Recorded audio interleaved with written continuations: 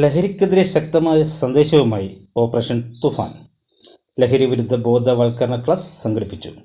ചെറുവട്ടൂർ കേരള പോലീസിൻ്റെ നേതൃത്വത്തിൽ ലഹരിക്കെതിരെ നടപ്പിലാക്കുന്ന operation Toofan the narco hut പദ്ധതിയുടെ ഭാഗമായി Cheruvattoor government model higher secondary സ്കൂളിൽ ലഹരി വിരുദ്ധ ബോധവൽക്കരണ ക്ലാസ് സംഘടിപ്പിച്ചു.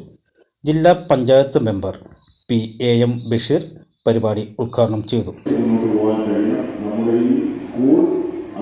നമ്മുടെ ജില്ല ലഹരിമുക്ത ജില്ലയായി ആദ്യപ്രഖ്യാപിക്കപ്പെടുന്ന ജില്ലയായി മാറ്റാൻ നമ്മുടെ പ്രദേശത്തെ മുഴുവൻ ജനങ്ങളെയും പിന്തുണയാണ് ഉണ്ടാകുന്നത്.